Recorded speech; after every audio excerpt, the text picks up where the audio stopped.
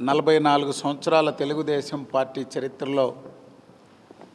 మహానాడు నిర్వహించే అవకాశం నెల్లూరు జిల్లా తెలుగుదేశం పార్టీకి అవకాశం ఇచ్చిన గౌరవ పార్టీ అధ్యక్షులు ముఖ్యమంత్రి వర్యులు మాన్య శ్రీ నారా చంద్రబాబు నాయుడు గారికి, కార్యనిర్వాహక అధ్యక్షులు మంత్రివర్యులు నారా లోకేష్ గారికి, జిల్లా పార్టీ తరపున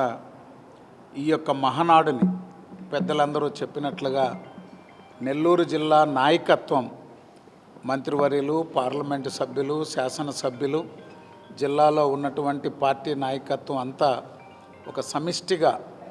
మాకిచ్చినటువంటి అవకాశాన్ని మహానాడుని దిగ్విజయంగా నిర్వహించి నెల్లూరు జిల్లా పార్టీ నాయకత్వం మహానాడుని అన్ని విభాగాలు కూడా శ్రీధర్ రెడ్డి గారు అకామిడేషన్ చూస్తున్నారు, ఫుడ్ కమిటీ మంత్రులు, అదేవిధంగా పార్కింగ్ కమిటీలు, రవాణా కమిటీలు, లేక సాంస్కృతిక కమిటీలు, అన్ని కమిటీల్లో కూడా జిల్లావారు రాష్ట్ర పార్టీ ఎవరినైతే ఈ కమిటీలు నిర్వహించారో వారితో 13వ తారీఖున ఇక్కడే ఈ ప్రాంగణంలోనే కమిటీలన్నీ కూడా సమావేశాలు నిర్వహిస్తున్నాం. 13వ తారీఖు తర్వాత ఎవరెవరి కమిటీ వాళ్ళు మొత్తం కూడా వారి యొక్క అప్పగించినటువంటి బాధ్యతల్లో పనిచేస్తారు. అదేవిధంగా నెల్లూరు జిల్లా వ్యాప్తంగా ఒక పండుగ వాతావరణం తీసుకురావాలని ప్రతి ఒక్కరూ ఎవరికి వారుగా శాసనసభ్యులు నెల్లూరు నగరం రూరల్, ఇటు మంత్రి నారాయణ గారు, అటు రూరల్ శాసనసభ్యులు శ్రీధర్ రెడ్డి గారు ఇప్పటికే మొత్తం నెల్లూరు రూరల్ నియోజకవర్గం అంతా ఒక పండుగ వాతావరణం ఏర్పాటు చేసేటువంటి విధంగా చర్యలు తీసుకున్నారు. నగరంలో నారాయణ గారు అదేవిధంగా 25 కిలోమీటర్ల హైవే ప్లస్ కోవూరు నియోజకవర్గం అంతా కూడా ఒక మహానాడు ఈ ప్రాంగణంలో జరుగుతున్న ప్రతి నియోజకవర్గంలో ఆ పండుగ వాతావరణాన్ని కావల్లో కృష్ణారెడ్డి గారు కానీ, సర్వేపల్లిలో సోమిరెడ్డి చంద్రమోహన్ రెడ్డి గారు కానీ, గూడూరు పాశం సునీల్ కుమార్ గారు కానీ, అదేవిధంగా మరో ఎమ్మెల్యే విజయశ్రీ గారు కానీ,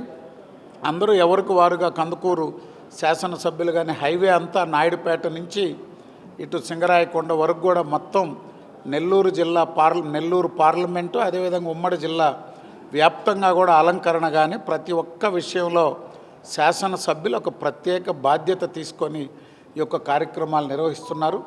మాకిచ్చినటువంటి అవకాశాన్ని నెల్లూరు జిల్లా తెలుగుదేశం పార్టీ నాయకత్వం సమిష్టిగా విజయవంతంగా పూర్తి చేస్తాం. ఉదయగిరి శాసనసభ్యులు సురేష్ గారు, వారు అదేవిధంగా వెంకటగిరి శాసనసభ్యులు మంత్రివర్యులు రామనారాయణ రెడ్డి గారు, వారు సీనియర్లు, అదేవిధంగా పార్లమెంటు సభ్యులు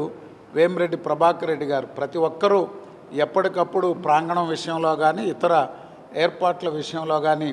అన్ని జాగ్రత్తలు తీసుకొని విజయవంతంగా మహానాడుని పూర్తి చేస్తామని చెప్పి తెలియజేస్తున్నాం.